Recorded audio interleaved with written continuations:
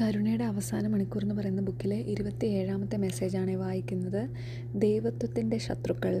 ഒരിക്കലും തൃപ്തി വരുത്താനോ മതി എന്ന് പറയാനോ കഴിയാത്ത ക്രൂര മൃഗങ്ങളെപ്പോലെയാണ് എൻ്റെ ശത്രുക്കൾ. അവരുടെ ഹൃദയത്തിൽ എൻ്റെ സ്നേഹത്തിൻ്റെ കണിക പോലുമില്ല.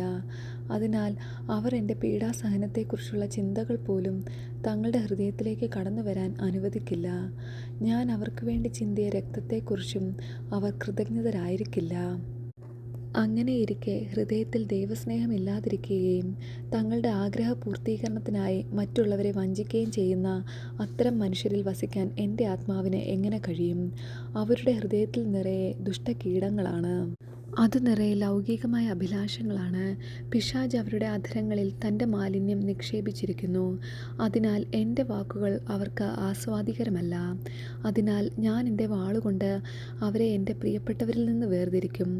അവർ പിശാചിനാൽ വെട്ടിമുറിയപ്പെട്ട് എന്നേക്കുമായി എന്നിൽ നിന്ന് അകറ്റപ്പെടും.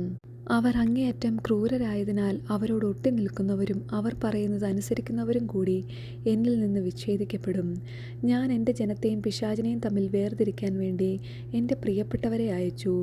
പിശാചിനെ പിന്തുടരുന്നവർ തീർച്ചയായും എൻ്റെ ശത്രുക്കൾ തന്നെ.